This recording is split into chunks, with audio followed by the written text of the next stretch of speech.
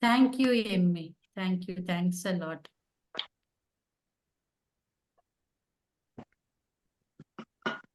Yes.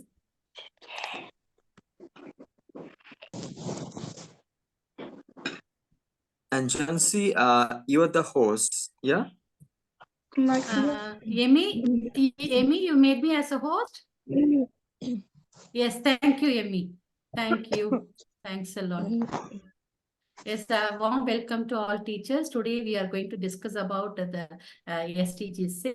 I would like Naseem sir to start the session. Naseem sir, please, you can start our session today. Thank you. So I'm expecting the Bangladeshi student who are ready with the presentation. Raise your hand. Please raise your hand so that we can distinguish. Kamera kapalı mı? Babana bir göstersene kadını. Kapandı. Ben ellemedim ki.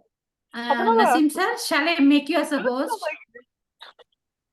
Ünlü Gülen kadın değil mi o? Ay çok tatlı ama. Sen bütün milletlerden var ya şu I sağdaki think ne? you can share your O slides. neci? Örgülü şu. I think everyone can share. Yes, wait a minute. So I can see Yes. Aisha, Tasnia, Give me a sec. All of you who are ready with the presentation from Bangladesh's side, raise your hand.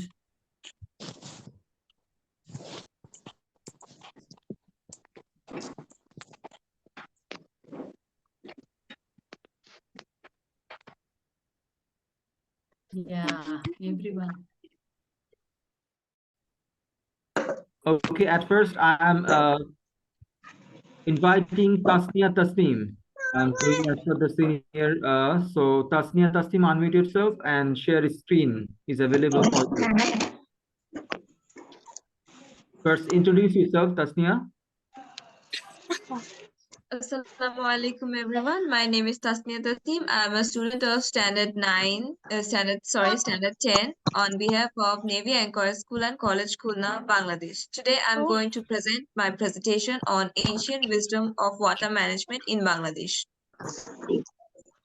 So should I start? Yes, sure, please. Go on. Give me a second, please, sir.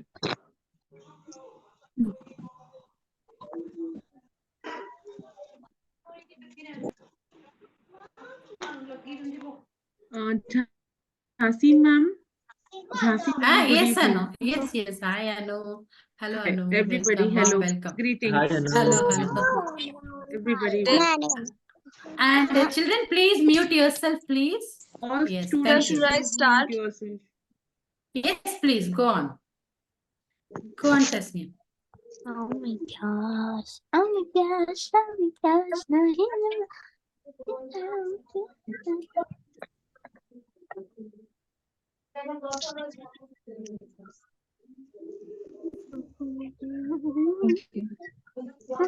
Assalamu alaikum again, everyone. My name is Tasnia Tasneem. I am the captain of Team NIA. My members are Fahmida Faiza, Nusaiba Mehzabin, Muhammad Ridwan Islam, Muttaqin Mullah Mahi, and Hassan Sharfaraz Shan.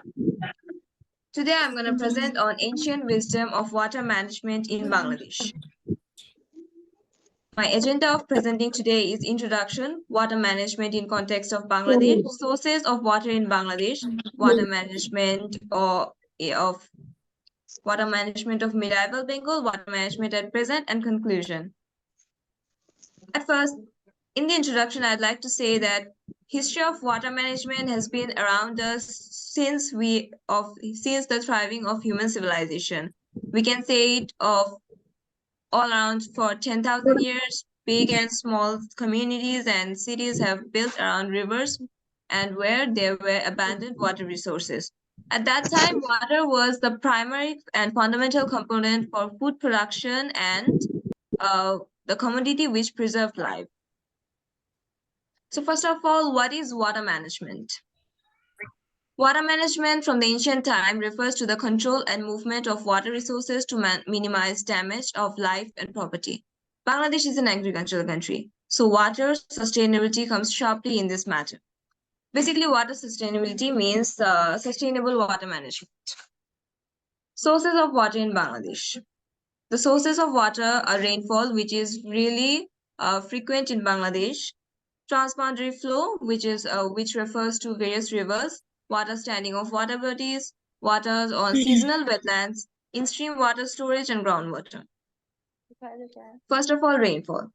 Bangladesh is a very wet country. There are monsoon, which is a really notable season here. India should know it because the seasons of India and Bangladesh are quite same. Bangladesh receives almost 5,000 millimeters of rainfall per year. Here we can see heavy rainfall in the capital city of Dhaka. The rickshaws and the vehicles are barely seeing. It is a slight graph of rainfall of each month every year. Next is transboundary flow. Bangladesh has various rivers sharing with India, 54 sharing with India and 3 sharing from Myanmar. Total, there are about 1,000 billion cubic meters of transboundary flow all over Bangladesh. The third one is water standing of water bodies. This refers to the bills, bores, haors, and the localized low pockets we have for the water containment. We can see Kaptai Lake, which is the only reservoir of fresh water in our country with a capacity of 6,477 million cubic meters. Next is water on seasonal wetlands. Wetlands and food plains become seasonal wetlands in the monsoon season. Here we can see birds playing in a seasonal or which can be said food plain. In-stream water storage. There are numerous water channels crisscrossing over the entire country. We have different types of dams, streams. Some are natural and some are artificial or man-made. About 0.5 billion cubic meters waterways of Bangladesh is surrounded with in-stream water storage. Next is groundwater. So, according to the term of our Southeast Asian, groundwater, we know about the wells or the tube wells we have, but groundwater actually means the water which is stored underground, which can be get by any forms of means.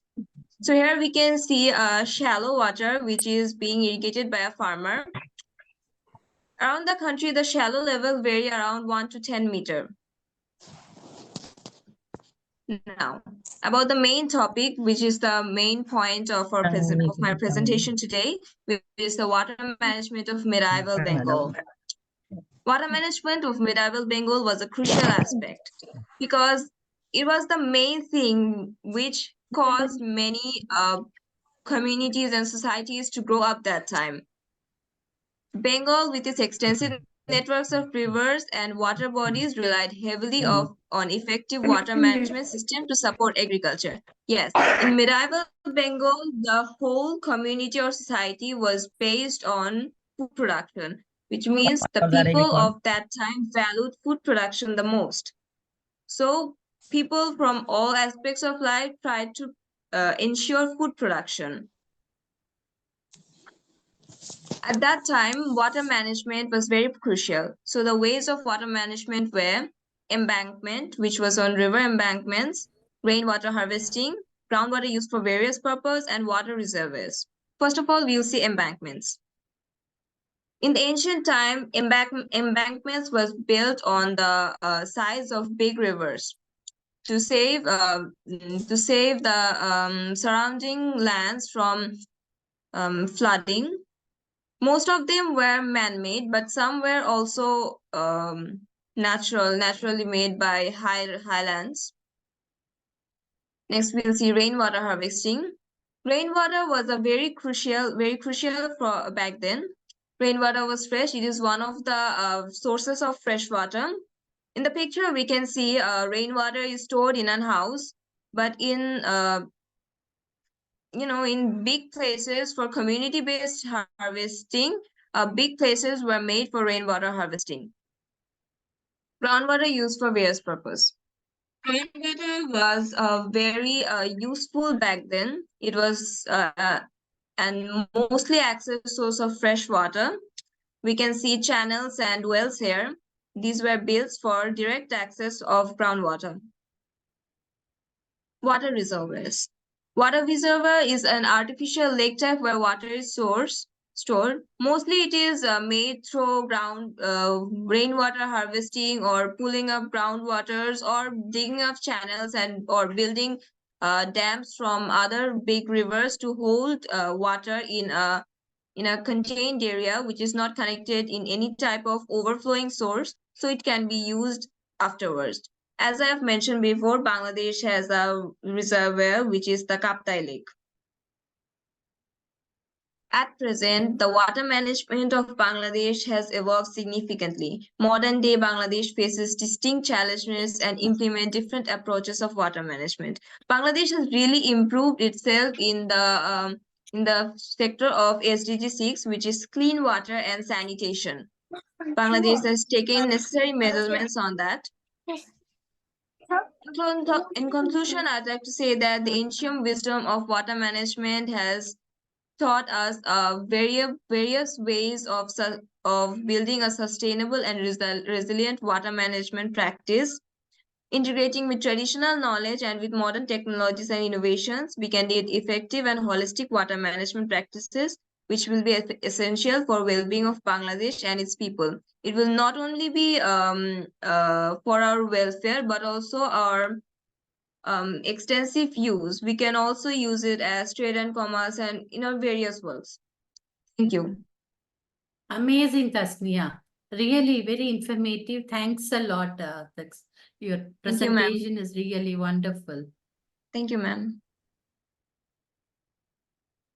Okay, now I'm requesting Zayan to present his slide. Unmute yourself, introduce, and then go for the presentation. Zayan. Yes, sir. Sorry, sir.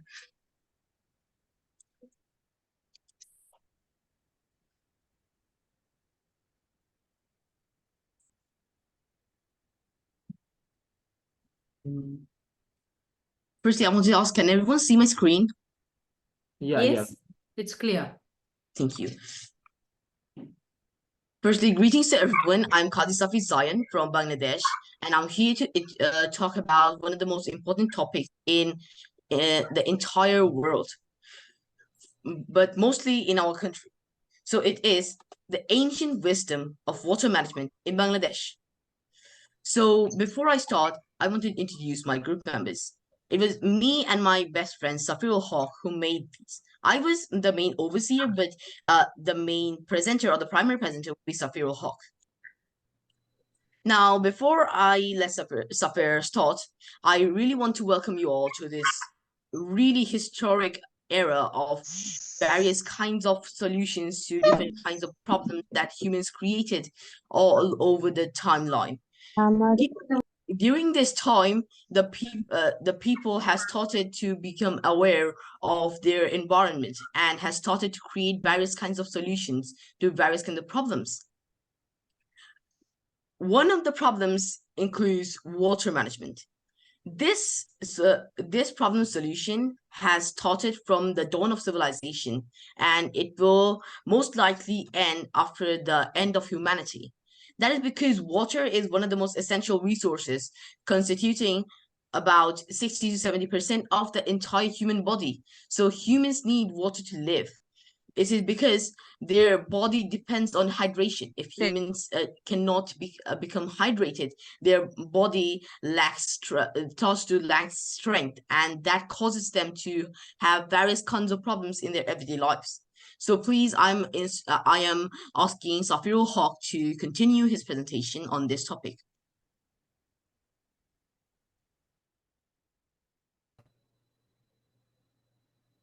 Hello everyone, nice to meet you. I am Safir Haq and I am the main and primary presenter of this presentation. Before we can go to the ancient wisdom of water management, we must know the modern ways that Safir, we can't see you, dear. Can you put the camera a bit down so that, yeah. Now we can see you in this way. Or if it's possible, put the camera a bit down. Please continue. Sorry. I'm requesting the giant to turn on the presentation.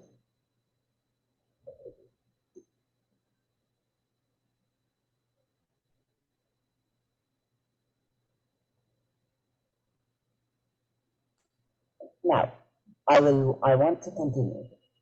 Before we go to the ancient wisdom of water management, we must understand that how we in the modern era use and how we in this modern era do water management. Two of the most important ways of water management are via dams and rainwater harvesting. We use primarily two different types of dams. The first one is coffer dams and the next one is hydroelectric dams. We use coffer dams for irrigation, consumption, and industry. We use hydroelectric dams for the production of electricity and energy. In rainwater harvesting, we primarily use it in places where there is scarce amounts of water. We can use as a backup source of water when there is no water.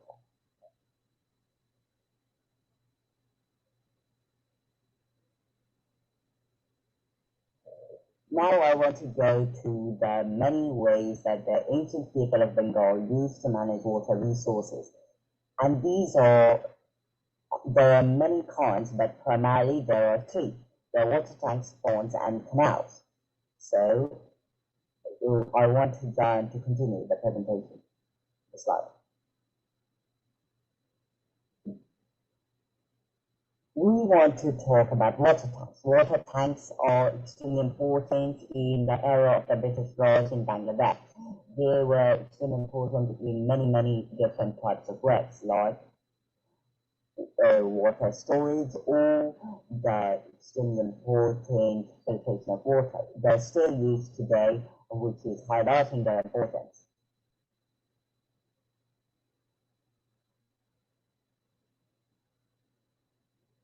I also want to talk about ponds. Ponds have extremely significant aristocratic as they were used as a symbol of power. They're also important for recreational activity.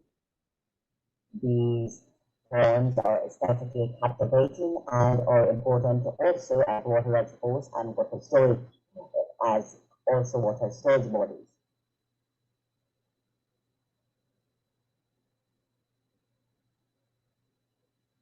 Canals are primarily man-made waterways which facilitate transportation between many areas.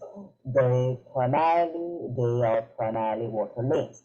They are used to transport goods and also water across England and in places where there may be not any direct naturally occurring rivers.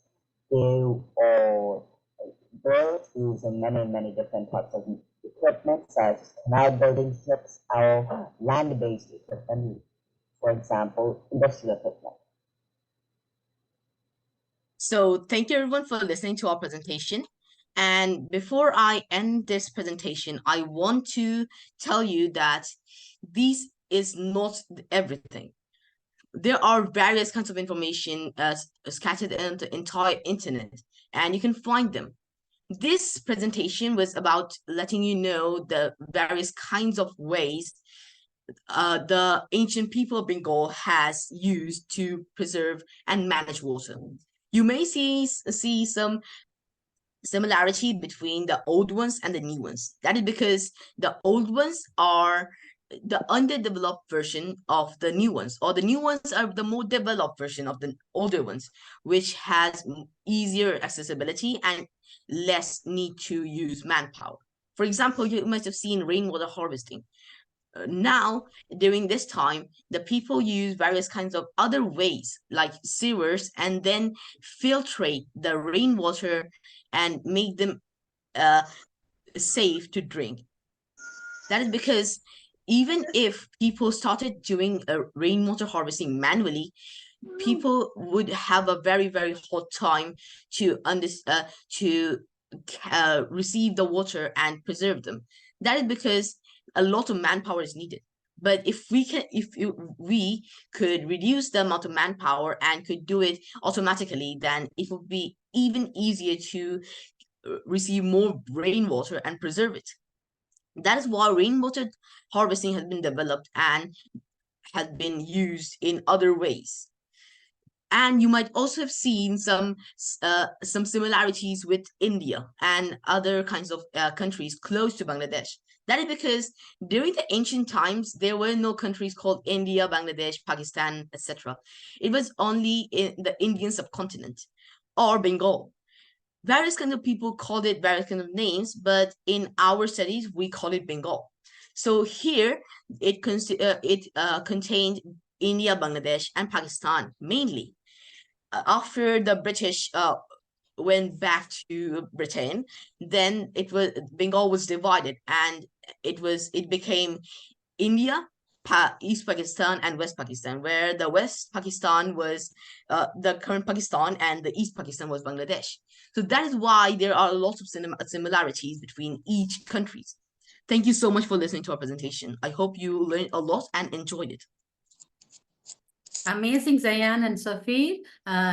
Your presentation is very wonderful, and the comparison is awesome. So nice. Thank you so much. appreciate. Yes, wonderful. So now I'm requesting Aisha to unmute and introduce and go for your presentation. Aisha. Sir, may I share my screen? Yeah. Please. Yes, yes.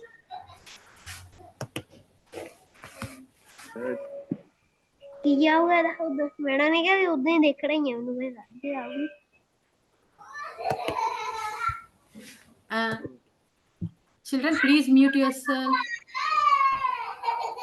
Someone has unmuted.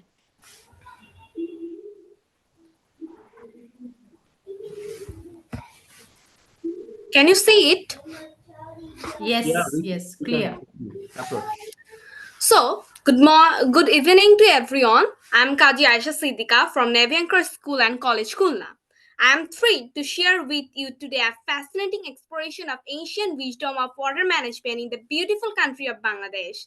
The title of my presentation is Ancient Wisdom of Water Management in Bangladesh. The subtitle is Harmony with Nature and Sustainable Practices.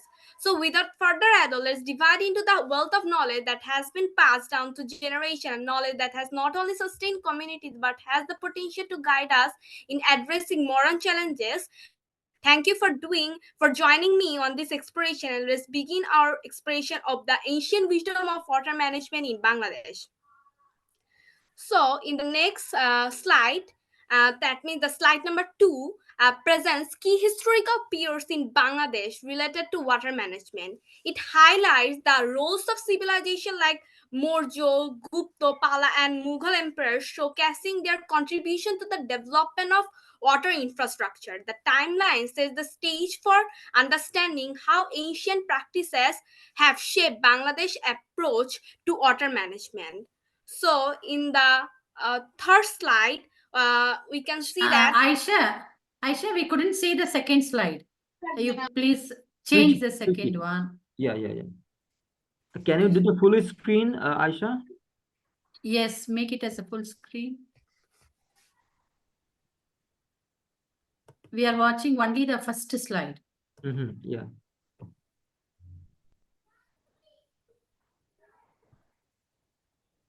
Yes, now can you second see it one. now? Okay, continue. Yeah, second one. Yes, continue, please. Okay.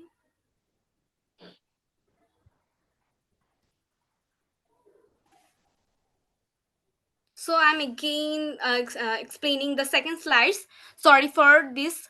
Slide number 2 presents key historical periods in Bangladesh related to water management. It highlights the roles of civilization like Maurya, Gupta, Pala, and Mughal emperors, showcasing their contribution to the development of water infrastructure. The timeline sets the stage for understanding how ancient practices have shaped Bangladesh's approach to water management. So I'm going to the third slide. Can you see it now? No.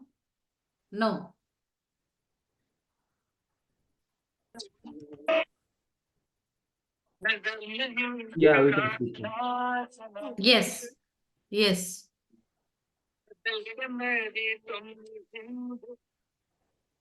So the third slide title is Bangladesh geographical location and significance of water management. Situated in South Asia, Bangladesh is bordered by India and Myanmar, featuring a predominantly flat and low-lying terrain. The country's significance lies in its intricate river systems, including the Ganges, Brahmaputra, and Meghna, forming the world's largest delta. Bangladesh agriculture, economy, livelihoods, given the reliance on these rivers for irrigation, fisheries, and transportation. The nation's vulnerability to flooding and impacts of climate change highlight the essential role of effective water management for sustainable development.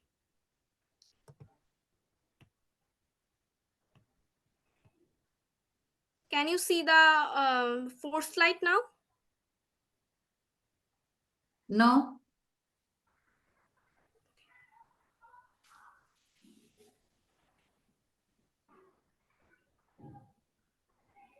Now? No.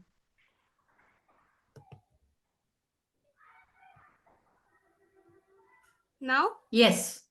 Yes, yes.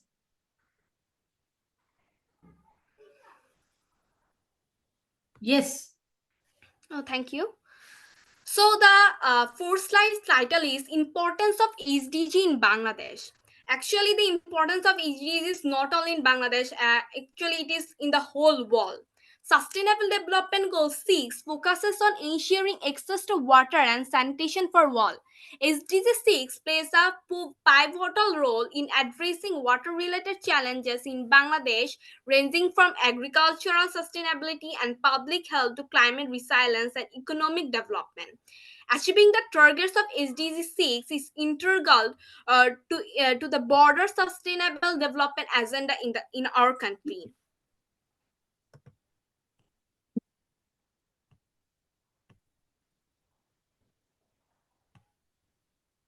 Can you see the fifth slide now? Yes, yes. So I am ending my presentation. Thanks for listening to me patiently. Actually these timeline traces Bangladesh water management evolution, offering insights into how diverse civilizations shape practices. Understanding this history is crucial for appreciating the enduring wisdom in Bangladesh ancient water management. Let's explore together. So again, thank you for listening this whole presentation. So goodbye to everyone. Okay. Amazing, Aisha. It's wonderful. Your presentation Thank is you. so colorful. Okay. Very nice. So let us proceed the next presenter. Sangnik Mritha. Sangnik, Yes, sir. yeah, introduce yourself and then go for your presentation. Sir, my name is Shagnik Mridha. I want to present you the ancient wisdom of water management in our country, in our country, Bangladesh. Can you see the slide? Yeah. Yes. Yes. Then, first of all, introductions. There's some sorts of slides, pictures like Podda Breeze, and there is a river and a map. Welcome to a journey exploring the profound ancient wisdoms of water management in Bangladesh and its alignments with Sustainable Development Goal 6. Historical perspective. Historical perspective. There is some reservoirs, and you can see there is a man uh, trying to pull waters into another places. This is some sorts of pump in the centuries of rich history have shaped Bangladesh a unique approach to water management, blending traditions and necessity. Geographical significance. The geographical significance of Bangladesh riverine landscape has influenced its intricate relationships with water. Traditional water harvesting. Ponds, capturing rainwater during the monsoon. Reservoirs, storing water for agricultural needs. And tanks, ensuring steady water supply for domestic uses.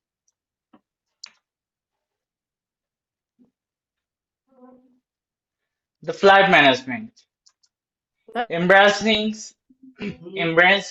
cyclical flood for agricultural benefits. Protecting settlements through strategic embankment. The cultural insights. Indigenous knowledge guiding equitable water distribution. Cultural practices fostering shared responsibility.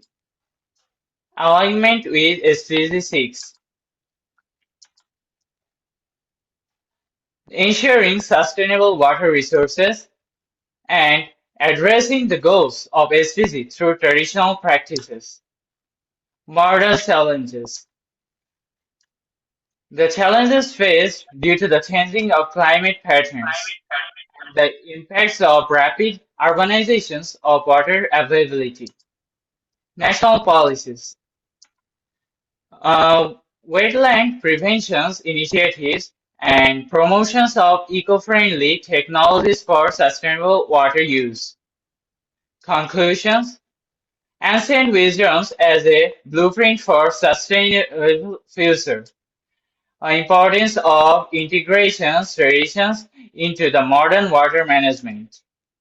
Thank you for listening to me. It's all. Yes, Agnes, wonderful. More visual. Your presentation is very nice. We Well, enjoyed. I'm sorry, I was so nervous. It is my first presentation. Beautiful Yeah, it's presentation. wonderful. Very good, Beautiful. very good. Well done. Well done, well done. thank you, everybody. Now, anybody left from Bangladesh side? Anybody left to present your slide? Yes, Nehal. Nehal, unmute, introduce, and go for your presentation. Good evening, sir. Good evening. Sir, I'd like to share my screen, sir. You can, and keep. Okay, please sir, keep- I'm trying to share. Screen.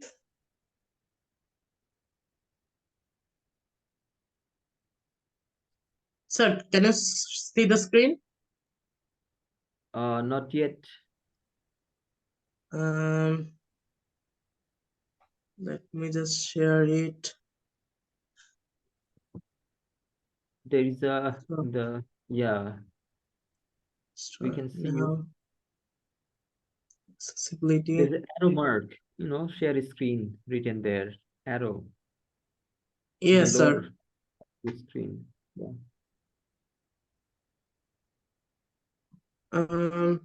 Okay, Yeah. sir. Can you see the screen? Now we can see. Okay, sir.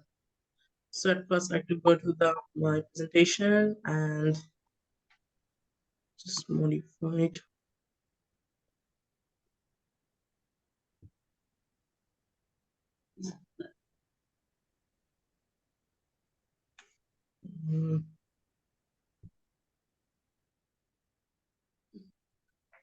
So, sir, this is these are my slides about my presentation. Today I'm presenting about ancient wisdom of water management in Bangladesh, navigating sustainable development goal 6. Okay, so I'd like to start now. At first, I'd like to say about the introduction. Overview of Bangladesh's water resources. Bangladesh is endowed with a network of rivers including the Padma, Brahmaputra, Meghna, Karnafuli, etc., making water a fundamental resource for the country's landscape and biodiversity. Importance of water in Bangladesh's culture and agriculture. Water plays a pivotal role in shaping cultural practices and agricultural livelihoods, forming an integral part of daily life for the people of Bangladesh. significance of achieving SDG 6, which is the Sustainable Development Goal, by achieving it for ensuring access to clean water and sanitation, addressing water-related challenges, and promoting sustainable water management in Bangladesh. So I'd like to go to the next slide now. Indigenous wisdom in water management. Some ancient water management systems in Bangladesh. Tidal river management, which is in short form, is called TRM. TRM manipulates tidal flows in rivers to control water levels and salinity, allowing agriculture in coastal areas. Pond-based aquaculture. Indigenous practice of integrating fish farming and agricultural ponds, creating a symbiotic relationship between crops and aquaculture. Community-based water harvesting. Local communities employ traditional methods to harvest rainwater, including building ponds, tanks, and dug wells. Bamboo drip irrigation. Indigenous communities in hilly areas use bamboo pipes for gravity-driven drip irrigation, transporting water from sweepings to fields. Now, here you can see a slide or a picture about the irrigational process, how it is irrigated in the lands of Bangladesh. And next we can see a great poster about clean water and sanitation. Here it is written, ensure availability and sustainable management of water and sanitation for all. And we can also see other such things. And let's go to lessons learned from ancient practices, which means what we have learned from the past. Resilience in the face of natural disasters. Ancient water management practices in Bangladesh exemplify communities' resilience by developing adaptive measures like embankments and floating gardens with withstand and impact of recurrent natural disasters such as floods and cyclones. Adaptability and localized solutions. Traditional water management methods highlight adaptability through localized solutions, tailoring practices like raised homestays and flood-resistant crops to the specific needs and conditions of each community. And then sustainability principles embedded in traditional wisdom. Indigenous water management systems embed sustainability, employing techniques like integrated water resource management and floodplain farming. Now I'd like to go to the next slide about breeding ancient wisdom and modern solutions, integrating traditional practices with modern technologies. Breeding ancient wisdom with modern solutions involve incorporating traditional water management practices with contemporary technologies like smart irrigation systems and remote sensing. The integration optimizes efficiency and sustainability, harnessing and strengths of both traditional and modern approaches for effective water management. Community engagement and empowerment. To bribe ancient wisdom and modern solutions, active community and engagement is essential. Involving local communities in decision-making processes, education, and water conservation initiatives empowers them to be stewards of their water resources, fostering sustainable practices and resilience.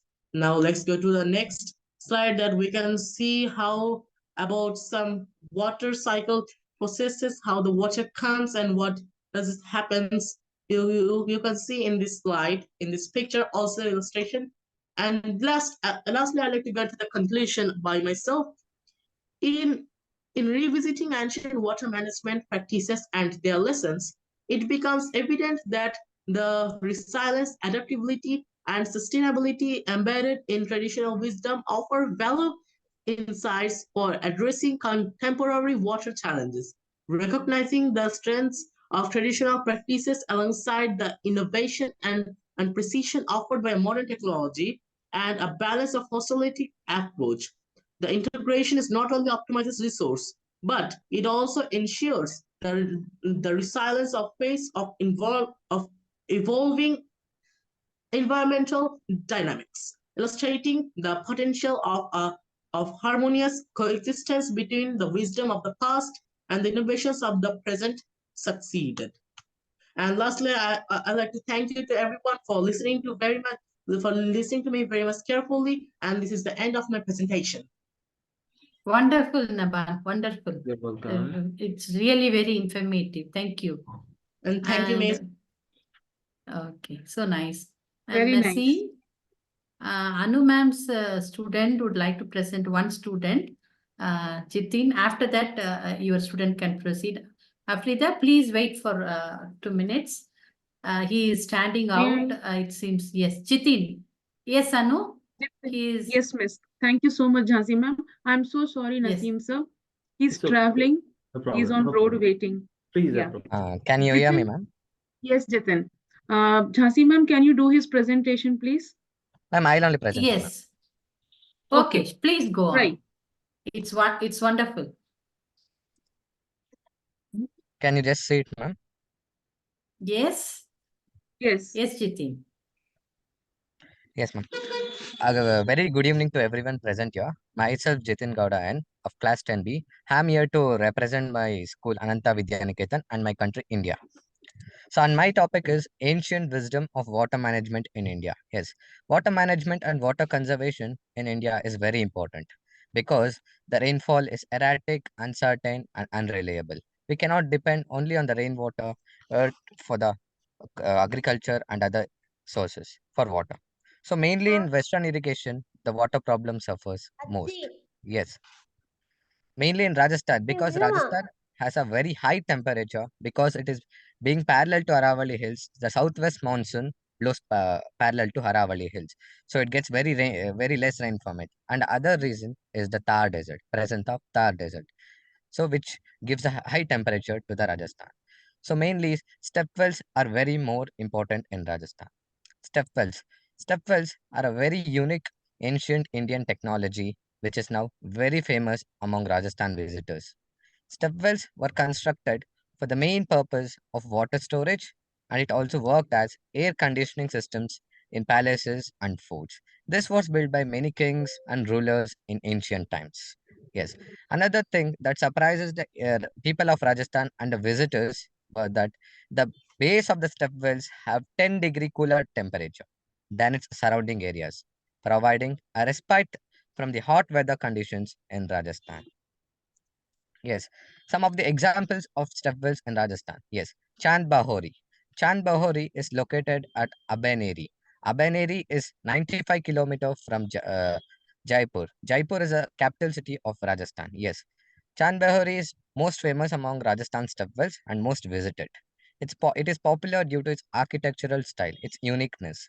It includes its deep four-sided well with a large temple on the back face of the building and 3,500 narrow steps and outstanding 13 stories. This was also one of the ancient and water conservation system. It was been constructed by the ruler of Nikum.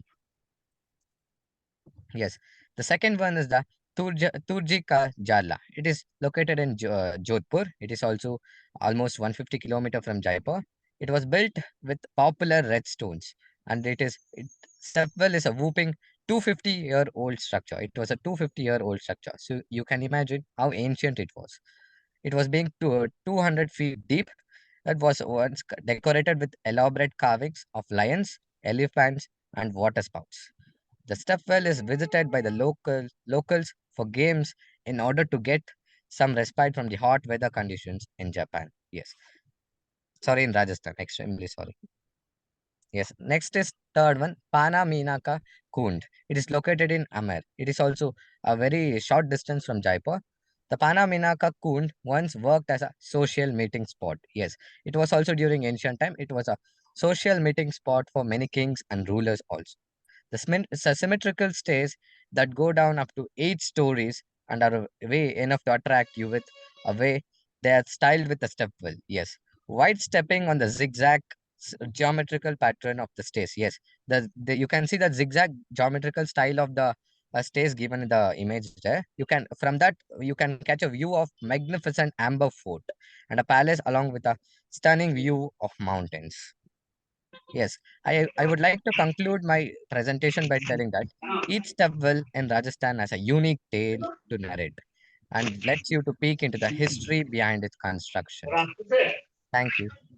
Thank you so much, Jitin. Nice, I'm welcome. sorry, Naseem Wonderful, sir. Jitin. Wonderful, wonderful, Nice Jitin. presentation, actually. Nice presentation. You can continue, Naseem Yes. sir.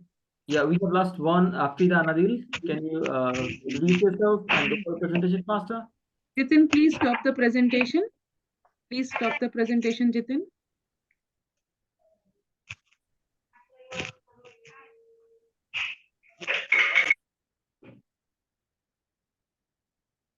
Jitin, please stop the Ma'am, can you presentation. just remove me from the meeting, ma'am? I have a very poor condition, network condition. Jhansi ma'am, can you remove Jitin from the meeting? Yes. Amy is the host. Amy, please. Just remove me from the meeting. Remove Jitin. Thank you, minute, ma'am. Amy. Yeah. Thank you, Jhansi ma'am. Yes. Afrida, are you there? Afrida? Yes, sir. Okay. Sir, can you see my screen? Yeah, we can. Yes, Afrida.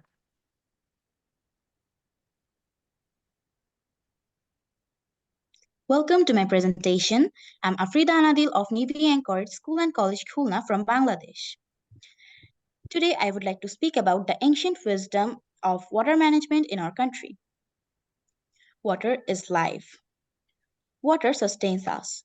Water nourishes us, our body, our food. We thrive with water, play with water, and pray with water. The history of water management is as old as human civilization. Keeping all these in heart, our ancestors preserved, conserved, and managed water, the life, with great wisdom. As present Bangladesh was the part of the ancient Indian subcontinent, let's start with the ancient Harappa and Mohenjo-daro. The Great Bath. It's the oldest public water tank in the world. The design and waterproofing methods show a high level of hydraulic engineering, and swimming pool is the modern form of the Great Bath. Steps from all sides allowed the access. The rooms were present on all sides.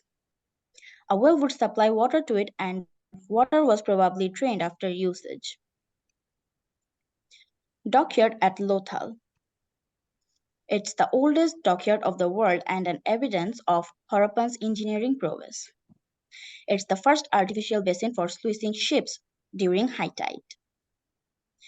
The eastern wall is a wide opening that serves as a spill channel and protection from the animals from the forest. During high tide, water would swell the channel's natural flow and push extra water upstream.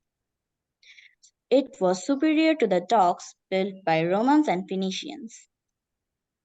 Rock Cut Reservoir. It was built to harvest rainwater. The net in the reservoir acted as a filter to prevent pollution. The Harappans directed rainwater to two rivers, Manhar and Mansar, near the village of Dholavira. It was used as a control measure as well. Now let's talk about the Mauryan and post-Mauryan periods. Mahasthangarh. It's located in Bogura in Bangladesh beside Korotia River. It has a brick-built rampart used for flood protection. Well of drinking water, also known as Jyotkundu. It's located on the west side of Shiladibari Ghat on Mahasthangarh. Through the well, underground water was used for drinking. Water tank within the washroom. Water of the tank was used for bathing. In the Gupta and post-Gupta period, the tools for irrigation started to be made. This tool is known as Araghata or Ghati Jantro. The water from the rain or river underground were collected in a deep well, and then pots attached with the large well were used to uplift the water. At last, the crops field reached got the water from the channel from the well. Now, the early Median period, which is the end of the ancient period. Denka, it's also an irrigation tool. The horizontal beams hung from one end that act as seesaws. Agati, it's similar to Araghata. We have a lot to learn about water conservation and water management from our ancestors.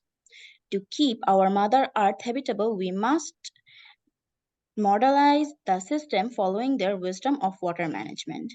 And that's all about my presentation. Thank you for giving me the chance to speak and hearing me with great patience. Oh, well, Wonderful, Afrita. It's so nice, very informative. Thank you, ma'am. Wonderful, Very wonderful. nice. Yes, thank you, Jan, very nice. and all the global teachers and all the international students for patiently It's really listening wonderful. to our presentations. That's all from our side. Thank you, Jancy. Yes, wonderful. Naseem, we learned a lot from your students. They're wonderful. Anu, ma'am, please, your presentations, please. Yes, thank you, Jhansi ma'am. First of all, Naseem's presentations were really beautiful, and it is very difficult to, separate India, Bangladesh, and then talk about the conservation of water.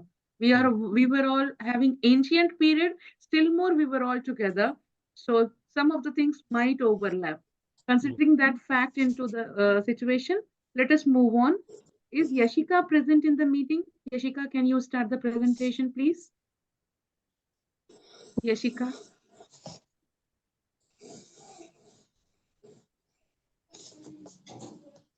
Yashika, can you hear us?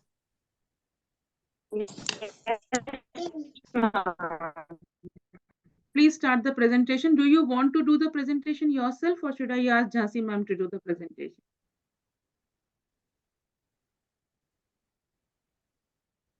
Ma'am, I think there is a network glitch. There is a network glitch. Yes, ma'am.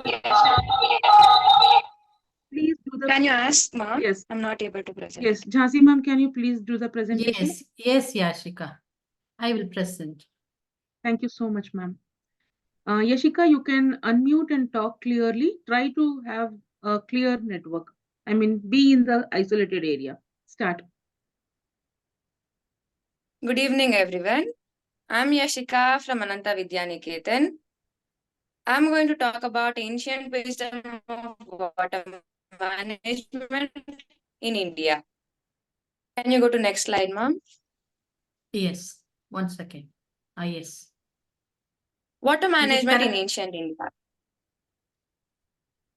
The Harappan civilization epitomizes the level of development of water science in ancient India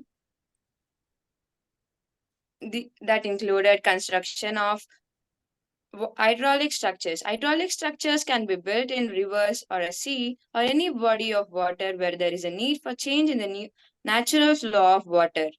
It can also include wastewater disposal system based on centralized and decentralized concepts and methods for wastewater treatment.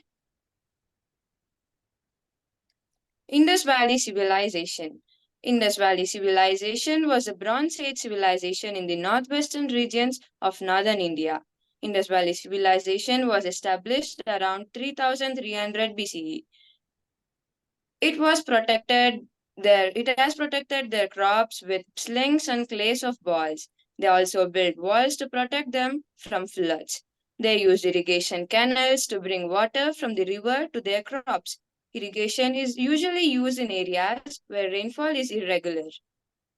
Many scholars now believe that climate change is responsible for the decline of Indus Valley civilization.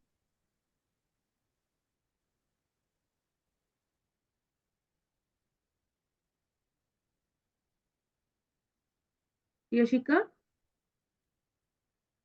Jhansi ma'am, this is a picture where she is showing the India map. Dear global teachers, it shows the location of the Harappan cities.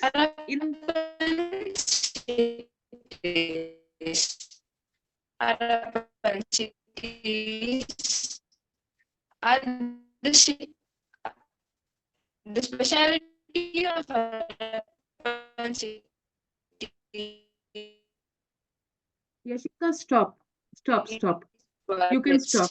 Ma'am? You're not audible. It's hanging. Your voice is lagging. So it's okay. Ma'am will present the slide. We will just go through and I will brief about it. It's okay. You tried your level best. Network can't be taken care. So, dear teachers, this is Great Bath. Already a Bangladeshi student has presented about it.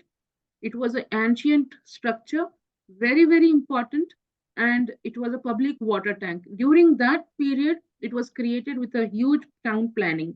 So that is a great thing which was used to purify the water and renew the well continuously. So there was no wastage at all. Yes, Hansi ma'am. Can we have the next slide? We finished.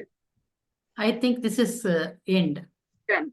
Thank you so much, Jhansi ma'am, for the presentation. Yashika, it was good. You have done a great job. Very good. Yes. Thank you so much, Yashika. Yes. For joining yes, in Yashika. and not giving up. Dikshita, are you Yes. there? Dikshita, can we have your presentation? Can you do yourself presentation? Ma'am, can I ask my presented? Okay, Okay, relax. sure. Jhansi Sure, ma'am, can you sure. please? Yeah. No worries. Thank you so much, ma'am. Dikshita.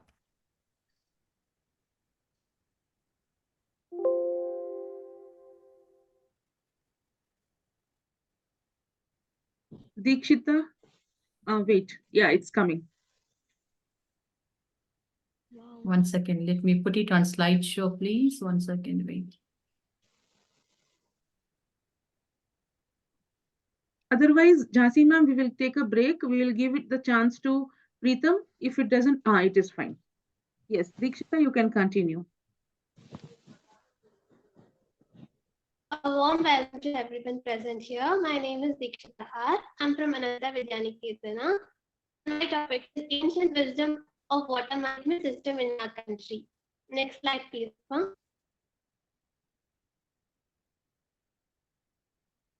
Yes, next slide. Nothing is coming.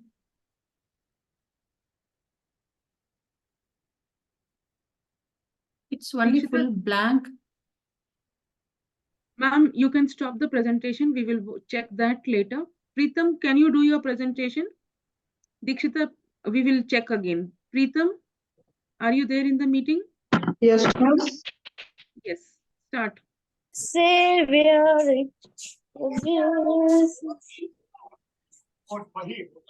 Preetham, Yes, ma'am. Yes, ma'am. please ask other students. I request students to mute. Yeah. Yes, children, please mute. 1 second, please. Good evening. Yes, you can start. Good evening, one and all present here. Myself, Preetham. I am from Ananta Vidyaniketana. I am a student representing India, and I am going to speak about SDG Goal 6. And I am going to speak about water conservation in ancient wisdom, and mainly I am focusing on forts. Ma'am, can we go to the next slide? Yes. Mainly, I am going to speak about the Raigad Fort. The water conserving picture is shown here. This shows how water was conserved in ancient times in Raigad Fort. Ma'am, next slide. So we can see the location of Raigad Fort. This fort was located in Maharashtra for conserving water or harvesting water for the people who were living in hilly regions of Maharashtra. This fort was built by Chhatrapati Shivaji Maharaj, and he used it as one of the capital forts for himself. Can we go for the next slide, ma'am? Yes. Next slide. Now let us know some information about water conserving in Raigad Fort. This fort had had one structure called Ganga Sagar Thalab. It had the highest water storing capacity, and the fort also had some natural slopes and gradients which were utilized to collect and retain rainwater. Due to the necessity of water conservation, some of the experts found out the rocks which could have stored the water known as panads. Also, Raigad Fort is significant tourist spot, especially during monsoon. The forts also had water cut cisterns called tail and tanks that could accumulate and store rainwater. The excavated area of the Raigad fort had blasted at a deeper level to produce subsurface fractures that would generate groundwater. Many water tanks were also constructed in the framework of the hill fort. Thank you. Wonderful. Very nice. Ma'am, Dikshita would like to check again. She will try once again. Dikshita, would you like to do your presentation yourself? Yes, Because ask her to do because it is coming, it has some problem. Yes, Dikshita.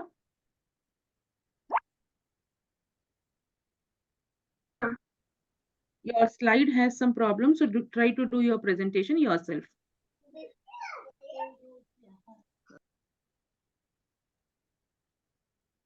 She's not, she's trying from long time and she's finding it difficult. She's moving around. Dikshita, do you have your slide with you right now? You can also convert it into PDF and present. That is also one option. Otherwise, just take screenshot. Otherwise, let other children present and then you can present. Then you can present, Dikshita. We'll give chance to other children. Yes. Yes. I think, Anu, your side over or? Yes. Let me call Alexandra. I welcome you to present your slide. Alexandra from Russia. A warm welcome to you and your children. We are so happy to have you here. Yes, Alexandra. Yeah, hello to all of you. I have some problems with my voice. That's okay. Yes. I think I will overcome. So here is our presentation. So nice presentations from your children today, from your students today. I'm really happy to be here. And greetings from Russia. So today, nowadays, in my country, in our country, it is winter. And so there are some beautiful pictures from our outside world, from our streets. So we are at the beginning of this great project. So that is why some very small information about our ideas about water. Okay. Well, Victoria, will you start speaking? It's going to be about ancient times. Vicky, Victoria.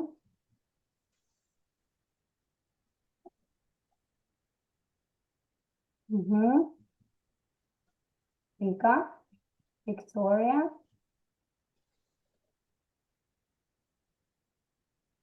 Hello. Okay, something has gone wrong. Okay, Rita, can you hear? Yes. Rita, can you hear? In ancient times, Russian people took water from the lake, rivers, or waterfalls. Water was not pure, and the people had to clean it with coal and lemon. In the 18th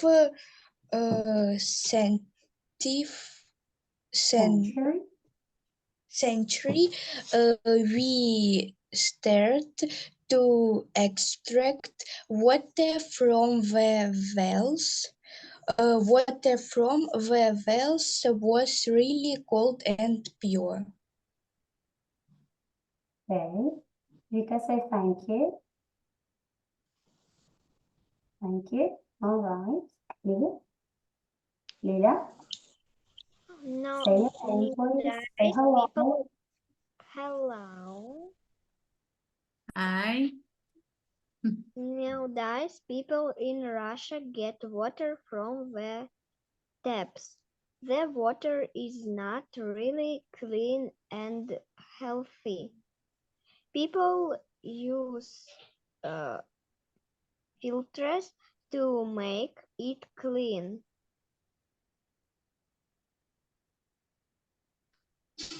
To have pure water your taps, we have to be careful about your nature. Nature. We have to be responsible for what we improve. No pollution into the water reservoirs. Okay. All right. Very good, Lilia.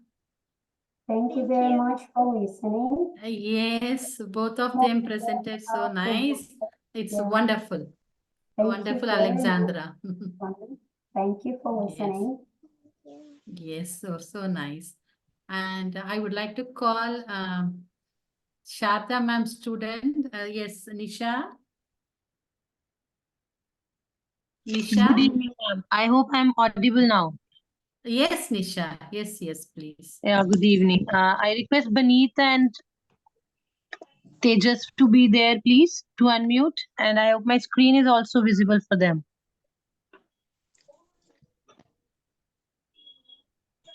Baneet and Tejas, Yes, sir. Yes, start ma'am. between.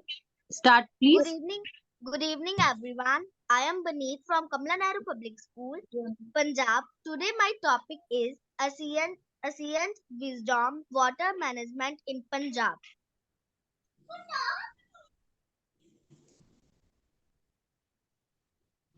Traditional irrigation technique. Farmers in Punjab traditionally employed various irrigation techniques such as the chahi and furrow methods. These methods involved directing water through channels or furrows between crop rows, ensuring optimal water uses.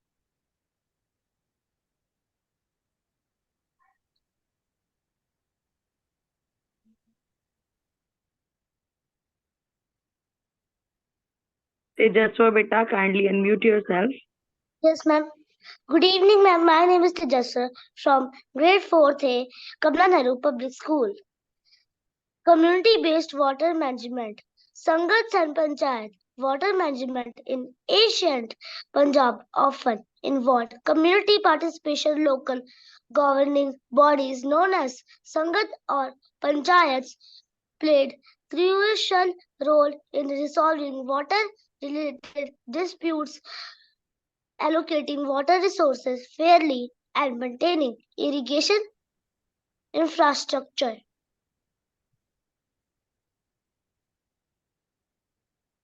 Boiling. In olden days, people built deep tap wells into the ground. These deep tap wells are called borees. During rainy season, these wells are filled with water. The water is stored in these wells for a long time because they are very deep and evaporation of water becomes less.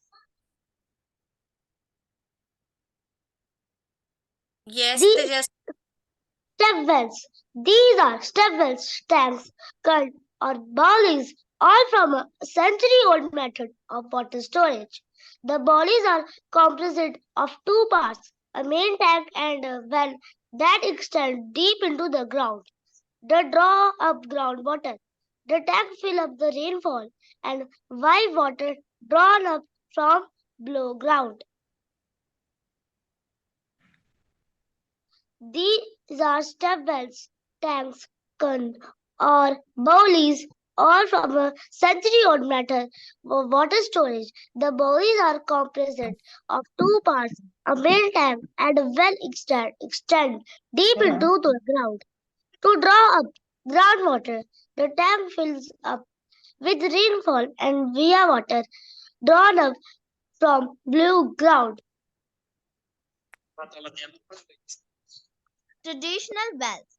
The Veda maintains only well-style irrigation, where Kupa and Avata wells once dug are stated to be always full of water, from which Varatra kind of ropes trap and kakra-like weed.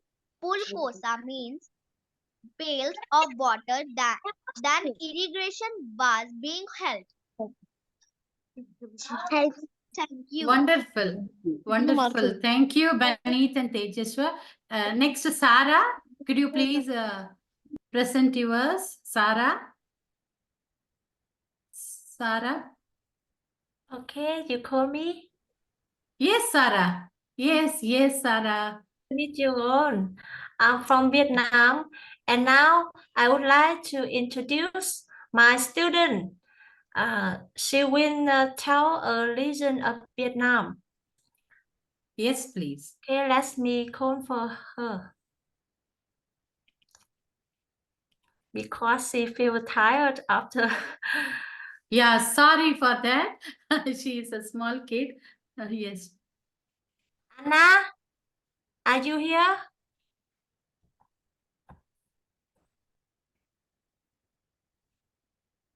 Okay, please wait me a minute. I'm so sorry. Yes. Okay, I will call Yurifa ma'am. In the meantime, you call her. Yurifa ma'am, the stage is yours. We would like to Thank hear from you. you, ma'am.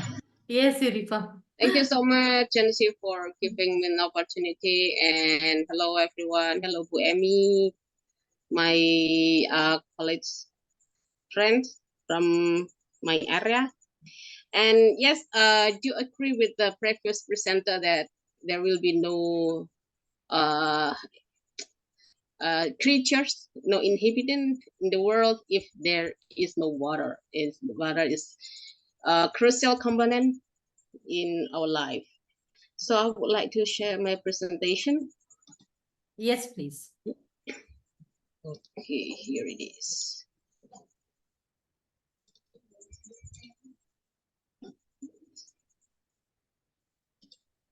So I would like to share you the ancient legacy of water management in Indonesia. Can you see my slide? Yes, Yuripa. Okay. And wait a minute. It doesn't move. Okay. Let's take a look at the ancient fault of water system in Indonesia, starting from Majapahit era, where water channel from pure terracotta was found.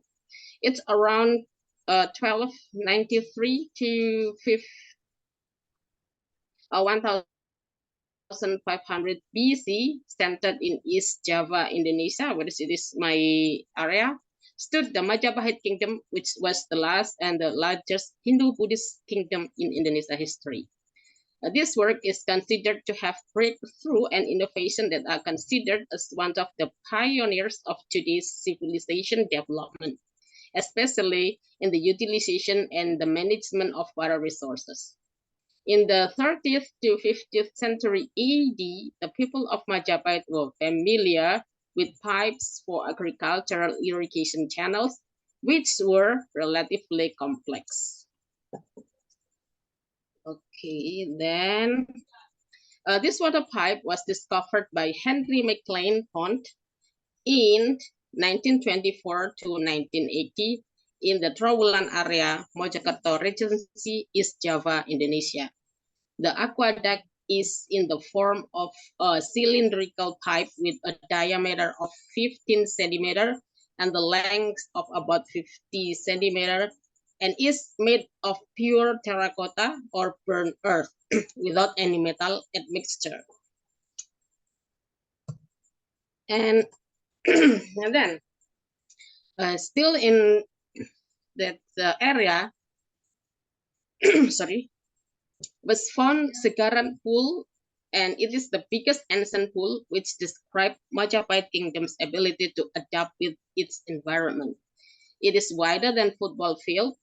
It has like 375 meter length and 175 meter width, and the red brick has like 300.16 meter height and 1.6 meter width. This pond was built in the 15th century in Trowulan as a downstream water system for local technology to overcome drought in the dry season and floods during the rainy season. Well, I think even it's ancient, it looks so modern.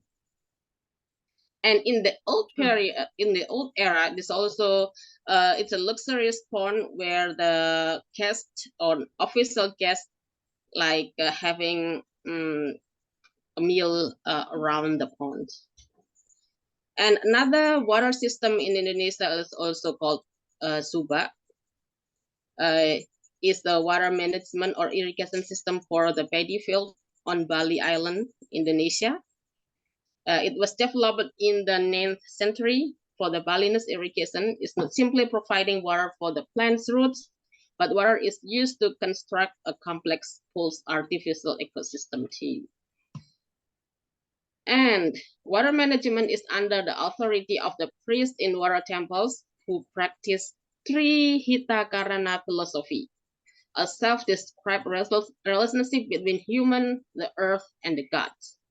Trihitakarana draws together the realm of spirit, the human world, and nature.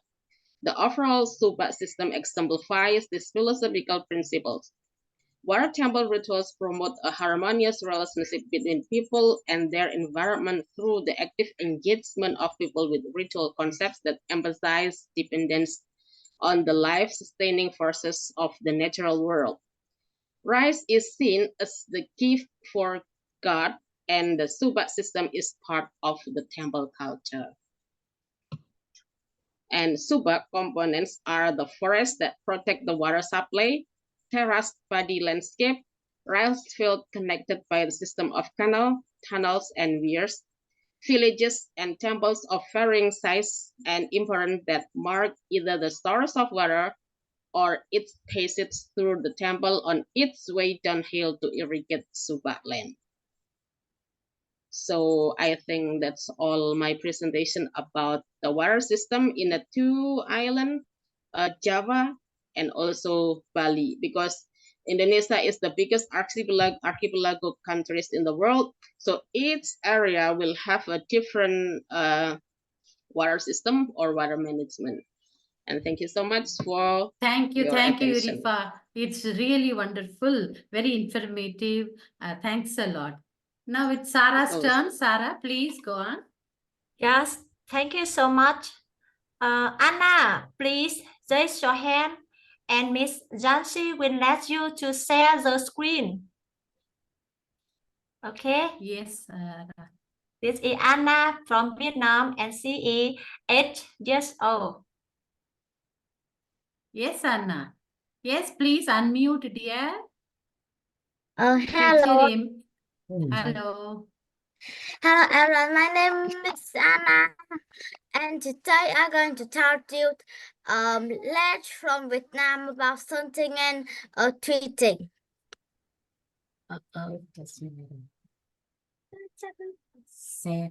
Yes, you can share. Teacher Amy will allow you.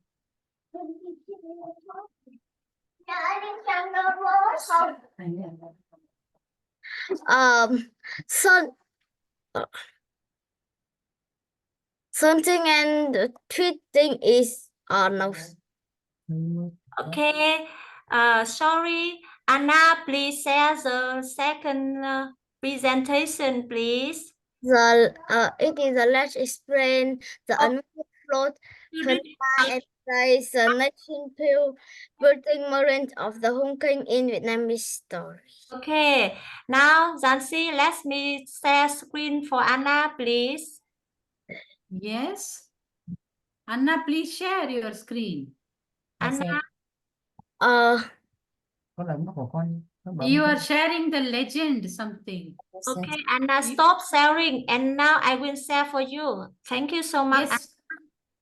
Yes, your teacher will be sharing for you, Anna. Okay. Please wait a minute.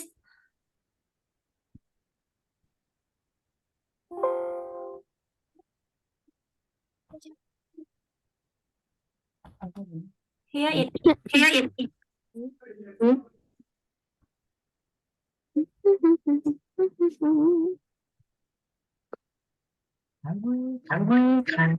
Oh, didn't find it.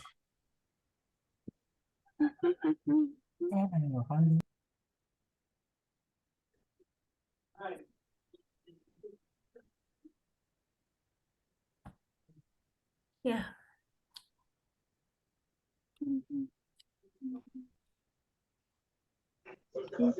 Okay, can you see my screen? Yes. Okay, request. Something and tweeting is a ledger explains an owner floats created by tweeting to get Princess Minnie back from something.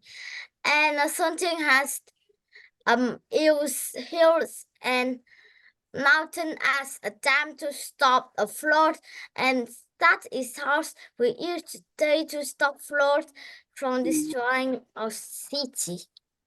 Also, now I'm going to tell you the ledge of treating and something.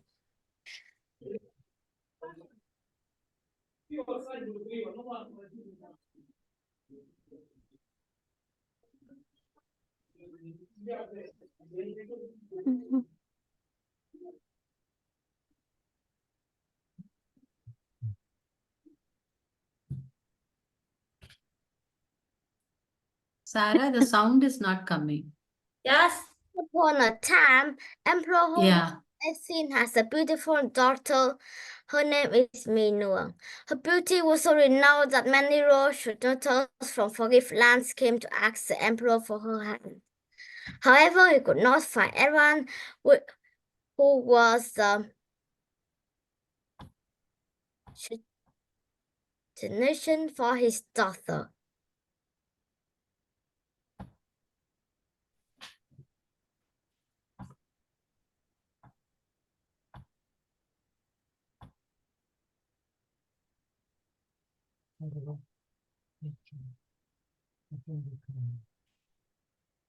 One day, two strangers came to see the king.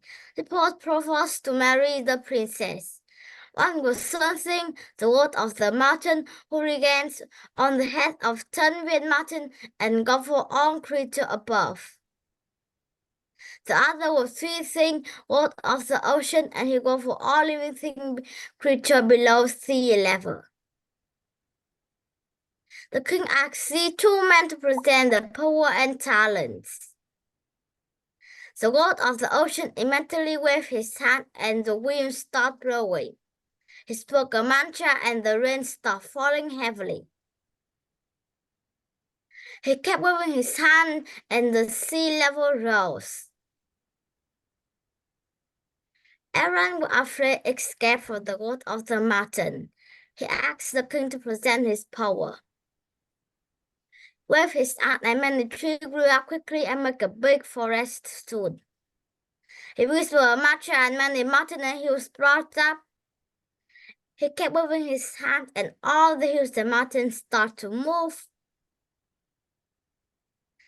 The king could not decide which one could be his son-in-law, because both to nature arrived at the same time and were equally a high talent. He then announced that in the following morning, whoever showed up to the court earliest with the wedding present will marry. Wedding present include 100 pots of glutinous rice, a night elephant, a nice bull cock. The two wards hurried back into the world to make preparation. The following day, just in the early morning, something brought all the presents to Mary Minua.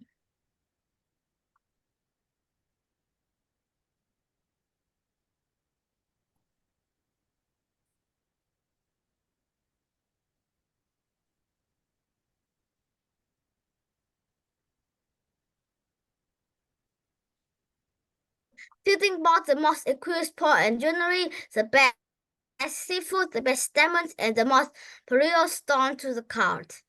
However, he came later. could not get married, he got angry and brought troops to get Mi Nương back.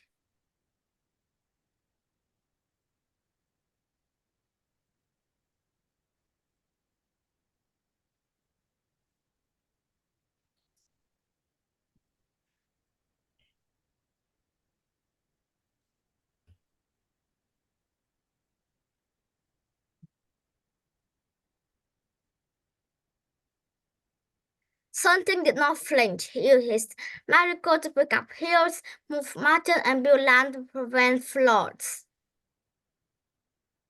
The two sides fought for several months.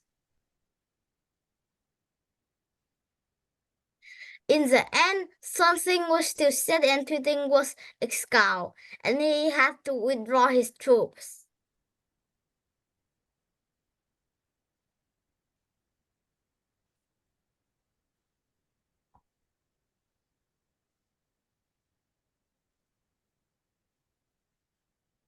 However, Tuy Ting could not give up the idea of taking places after himself. So every year, Tuy Ting raised the water and gathered storm up to the mountain top where Son Ting and Mi Nương were living.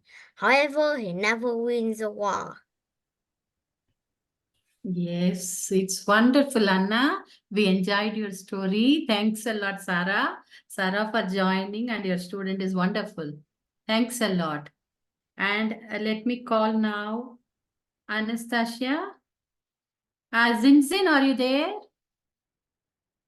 And Hajira, Anastasia, anyone is there?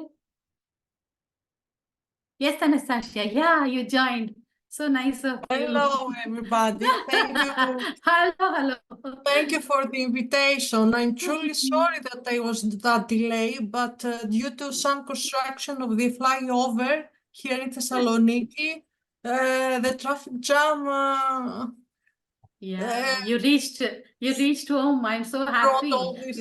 Yes.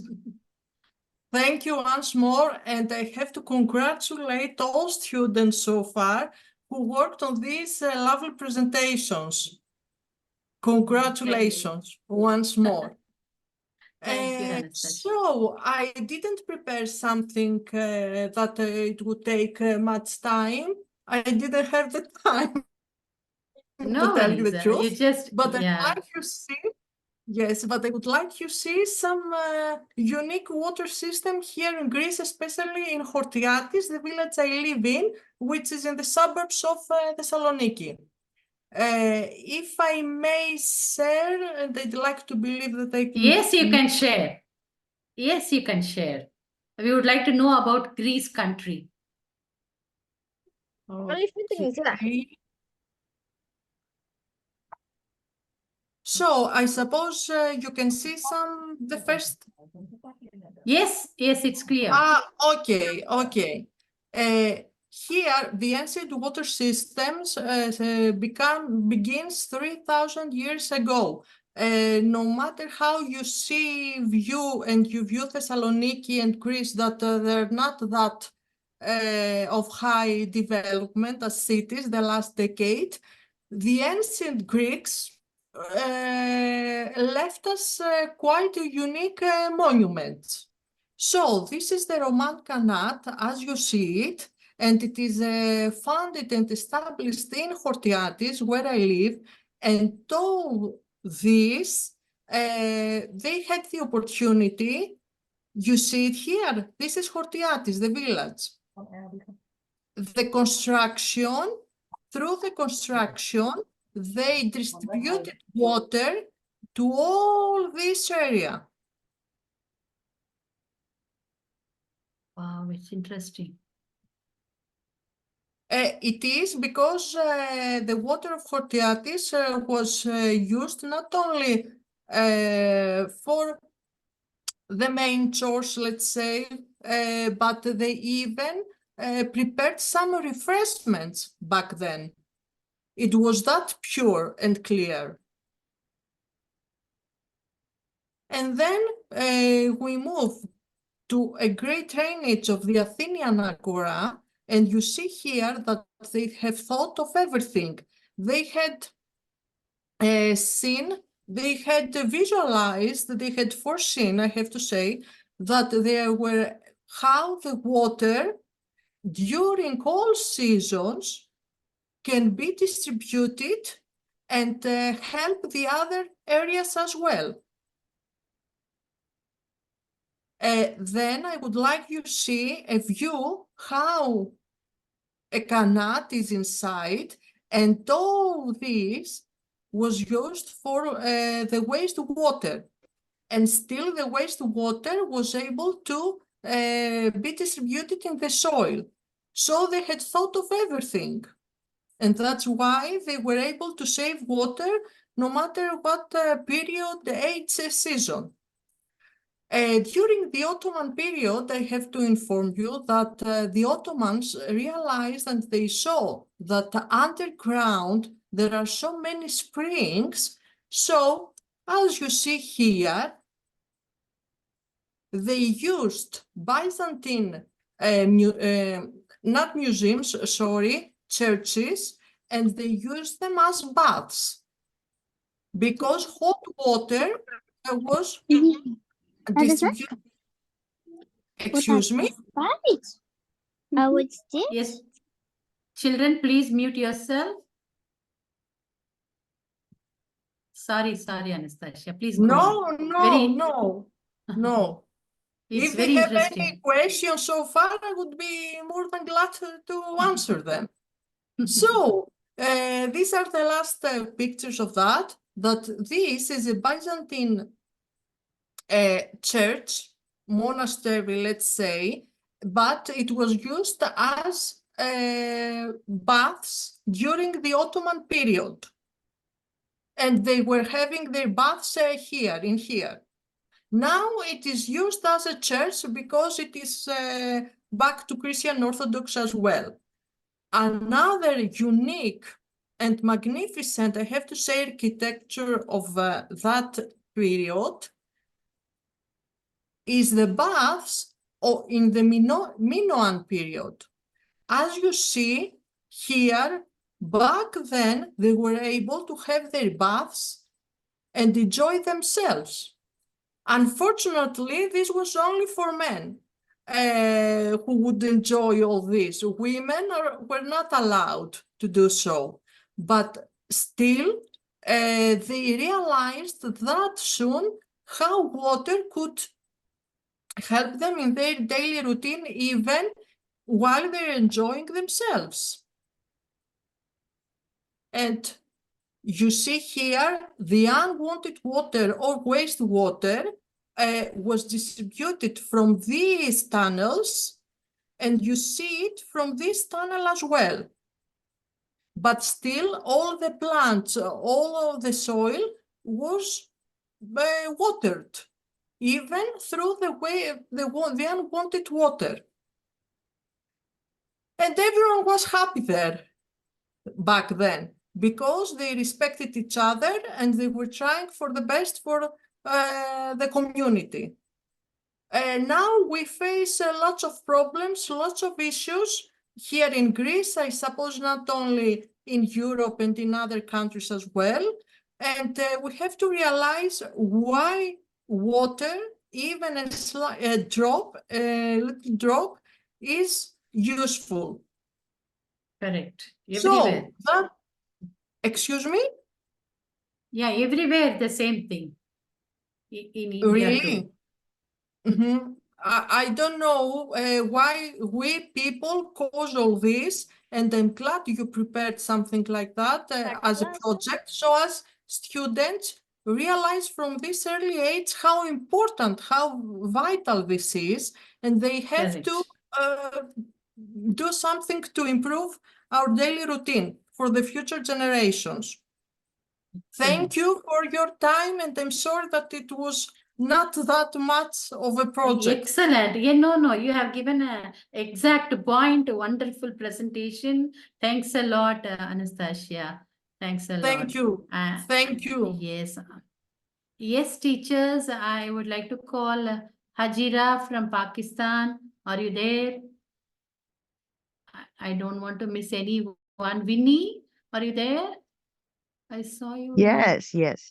Hello. Happy, so happy you are here with us. Hello. Yeah, so nice to be here. Leah, wonderful presentation from teacher and students and very informative. Yeah, I'm sorry because here in Taiwan it's quite late. Yeah, thank you for inviting me to be here, learn with global friends and teacher, student. Thank you. Wonderful, Winnie. Is anyone, I don't want to miss anyone. Friends, please, you can come forward and talk. Yes. Yes, I think like to say something, Devi. Yes. Okay, thank you for inviting me, Miss Amy and Miss Jashi. Actually, for the presentation, I didn't prepare it yet, but according to the previous presentation, wonderful presentation from students and teacher, I assumed that we have shared similar ancient water supply, especially in Asia. We have groundwater, well water, and so on and so forth. But maybe I just want to share about the way we got the water in Indonesia, especially in my region in Bandung, because of I live near from the mountain.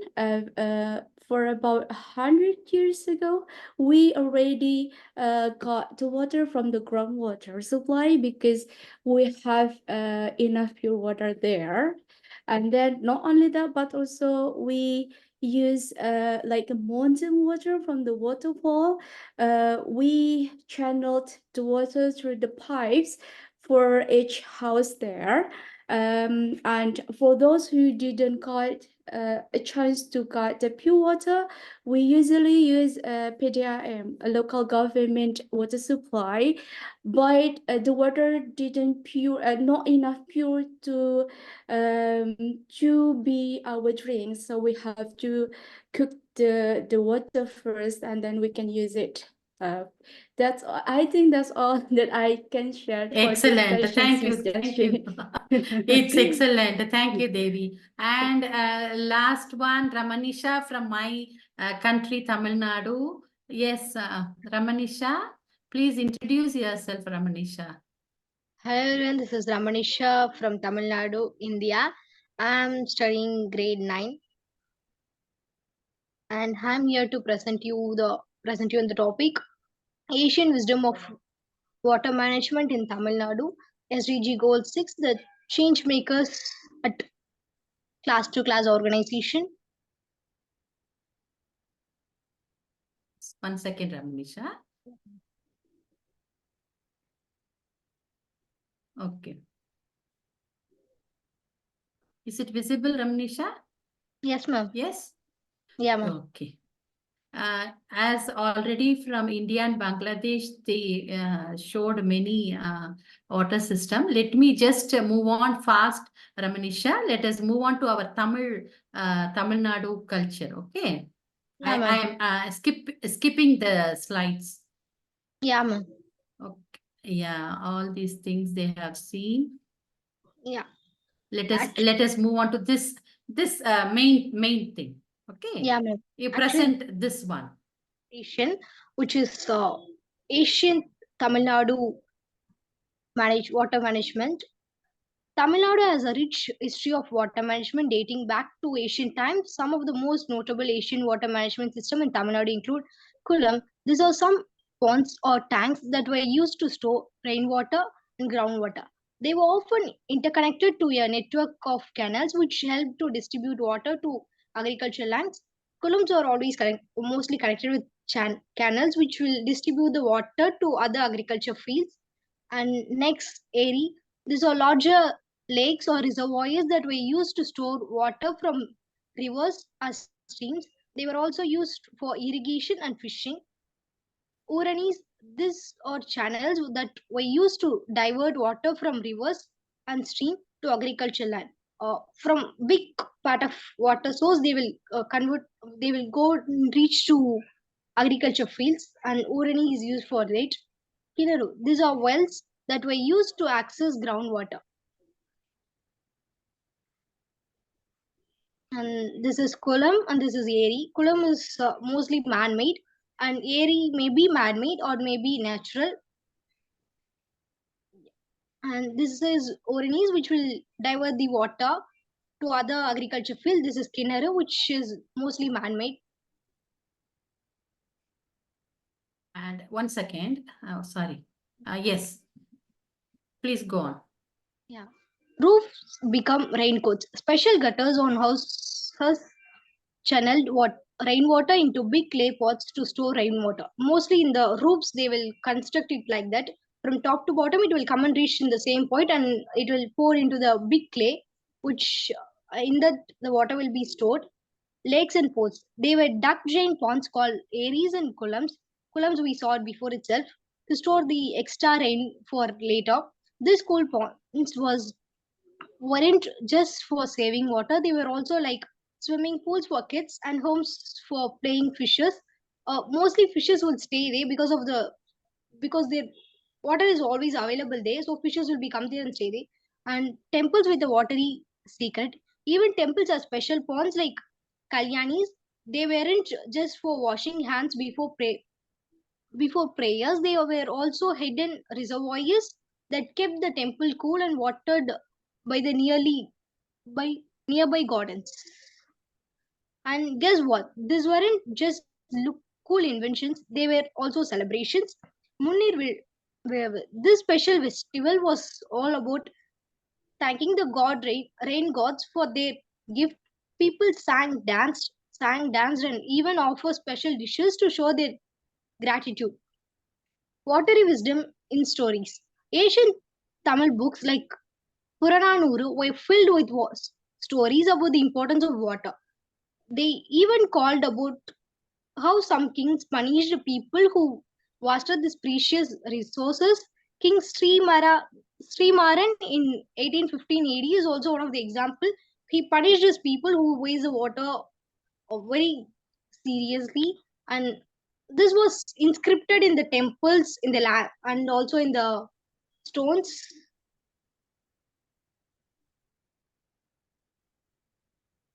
This Avesam pond in Tamil temple was built super long ago.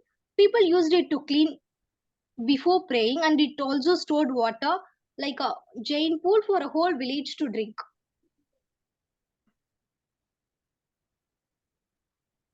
Kalani Dam, Grand Anacut, is one of the oldest dams in the world built across the river Kaveri by King Karigala Chola around 2000 years ago. The dam splits the river Kaveri into four streams for the irrigation of the Delta region. Delta region is a particular region in Tamil Nadu, and Kalani is one of the most oldest irrigation management. Next, traditional irrigation method of canal water lifting with bulls. Asian temple water management system. Yes, it is a video. Just I'll play for a second.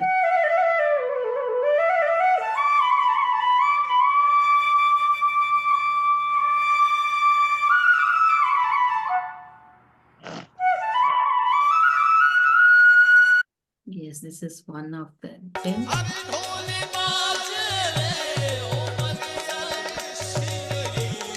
So in all our temples, we have this kulam. Yeah. Yes. I think this is the end of our presentation. Yeah. Yes, Ramanisha, you can conclude. Yeah, like the olden peoples never saved the water. They also converted us out, stated us how to save the water by inscriptions or by in any ways, and they thought that we also want to save the water, and let us follow that.